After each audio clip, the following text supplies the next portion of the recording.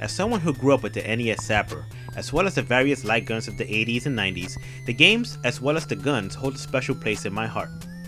Whether it's shooting ducks or going on safari, pulling out the old light gun and blasting things on a CRT for a few minutes was a treat. Unfortunately, our modern flat panel displays aren't natively compatible with those old guns, relegating them to drawer duty along with their library of now classic games among multiple classic console generations. The Wii's remote can be used like a gun standalone or with various accessories, but even playing old games with the remotes just doesn't feel right. It's like playing Duck Hunt with a mouse. More modern games such as House of the Dead Overkill fare a bit better, but to me it just doesn't have the same feeling as playing on an old CRT. So it blew my mind, pun intended, when I learned of a new Zapper game scheduled to get a physical release for the NES in June of 2017. In an era where physical releases are becoming less common, Super Russian Roulette is a breath of fresh air. I really like that there are consumer-friendly options for purchase. For example, one could buy the cartridge alone for $55. However, there are also options that include a box and manual for $70 or even a special edition for $250 that comes bundled with a limited variant of the cartridge, a leather holster to keep that cart safe, and shot glasses for the party that you will inevitably have around this game. Though the latter is only for the most hardcore of collectors, options are always great to have. The game itself allows for up to 3 players to go up against an enigmatic, trash-talking cowboy in a game of chance. From my experience, the cowboy has the same odds of dying as any other player. I have literally started games where he or I have died immediately on the first round, which is honestly a little bit awkward with multiple players. You really do get used to his trash talking and crazy antics during gameplay. When he dies, he just lays there in an eerie silence of death, leaving your party to continue trash talking and making noise on their own. Speaking of eerie, the way that this game is designed is pure genius. The core mechanic of this game has you point and shoot the zapper at yourself instead of the TV. It's a strange feeling that will mess with you psychologically. Though the zapper can be used to shoot items directly on a CRT, through clever controls, one can still shoot items on a flat panel display. However, I'd be very careful about what I'm shooting. The cowboy doesn't much like when you blast certain items. The game is set up by plugging in your NES controller into port 1 while your zapper goes into port 2. The controller is used for menu navigation outside of a game. In-game, its main use is to spin the chamber of your virtual gun. Using the D-pad will allow you to shoot items on the screen. The zapper, well, its only function is to kill everyone until there's only one survivor. Under the options screen, there are choices that allow for the customization of rounds in your gun's chamber as well as the cowboy's appearance. You are allowed to change his clothing, skin tone, mustache style, facial hair, and eye color. Make him as scary or as garish as you like. The graphics are bright and colorful, with the cowboy encompassing most of the screen. His background is plain green for technical reasons, but he has a lot of animations that play randomly.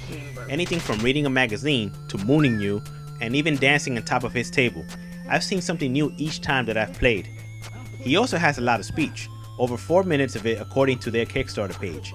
That may not sound like much, but with creative mixing up the various words and phrases, you get far more speech than any NES game allowed in the past. Don't expect CD quality sound from the voice samples, but they are clean enough to not detract from the game and impressive for an 8-bit machine from the 80s. The game also comes with an NSF saloon. NSF stands for Nintendo Sound Format, and it's used to store and play music.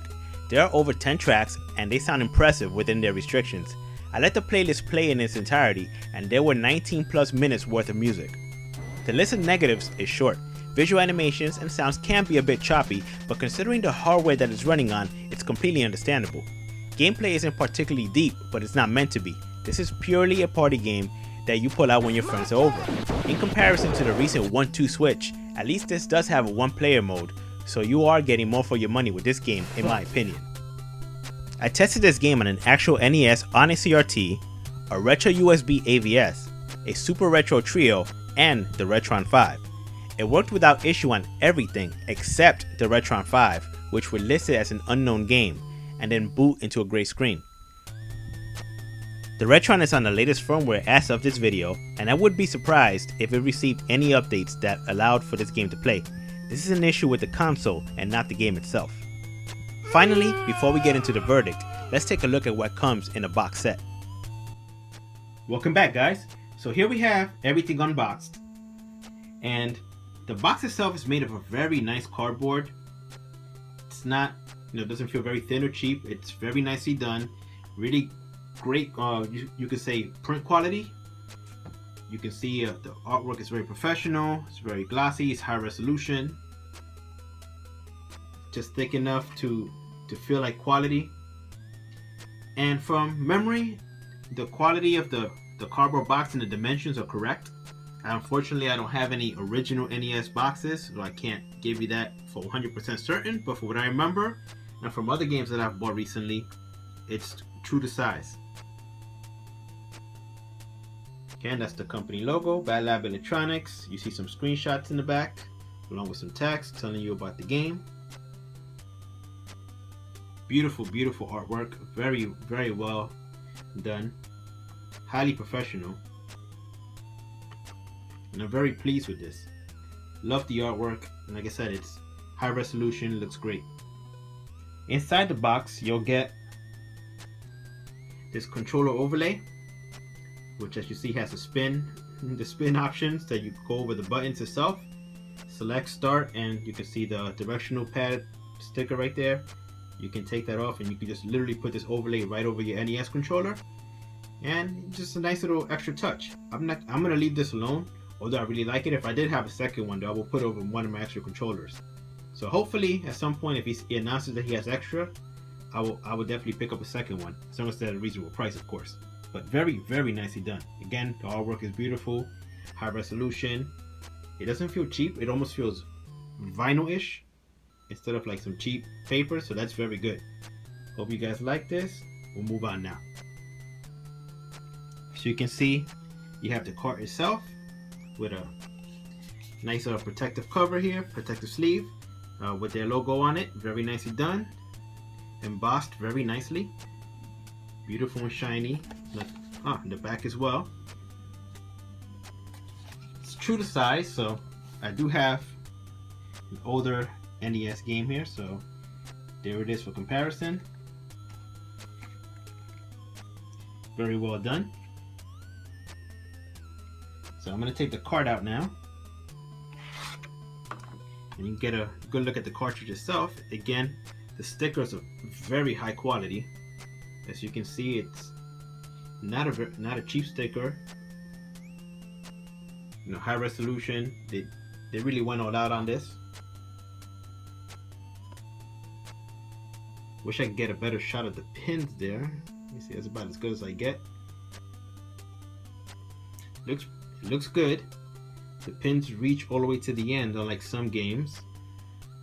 So that's good. You shouldn't have any problem making contact with your NES adapter or any aftermarket NES adapters, and sometimes even the top loader. So that's a great sign. As you can see, the design of the cartridge is the shell is actually based on, I guess, one of the original designs of the NES carts.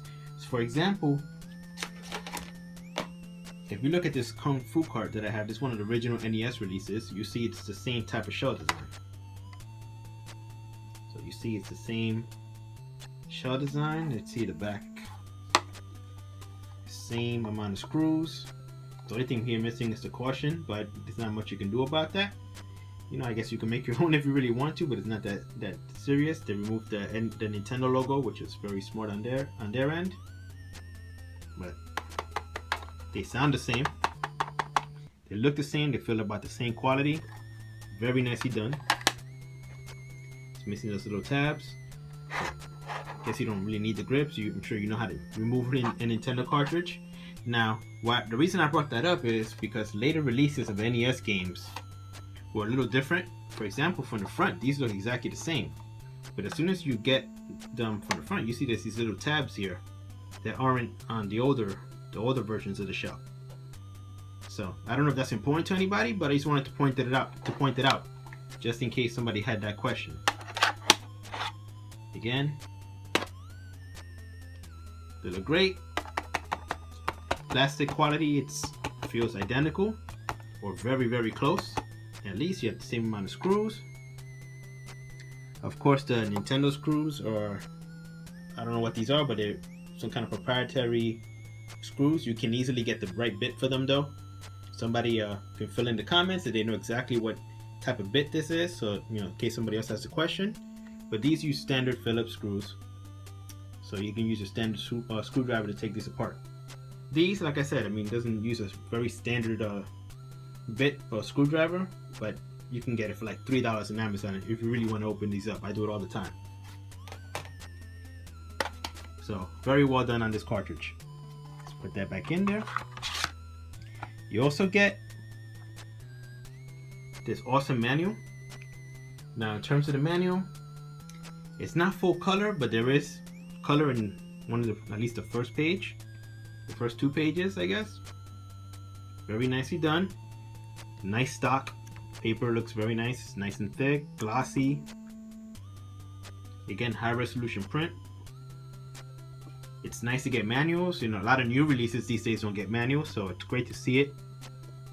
You know, even though this is an older game, but it's still a new game.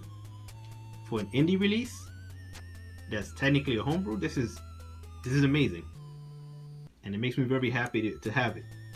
Now, in terms of this, it's the correct size. I do have a manual right here. Put it on there. As you see, it's the right size. It's practically identical. Try with a different manual. So here's Castlevania Dracula's Curse, same thing. No, spot on, right size. Actually, this actually has nicer paper than this, and even nicer paper than this. And these aren't too bad. You know, the paper's a little bit thicker. I mean thinner. This has a nicer, thicker stock, and it's very nice. So I'm very happy, actually, very satisfied with what you get for what you're paying for here. So this I paid $70 for. May seem a little steep for an NES game, but remember, this is a brand new NES game. They had to put this all together, get their own shells, manufacture it themselves, program it themselves, and we're going to get to the game review now. Released in June 2017 for the NES, Super Russian Roulette by Bat Lab Electronics is a rare example of a homebrew game that meets and even exceeds the quality of many official releases.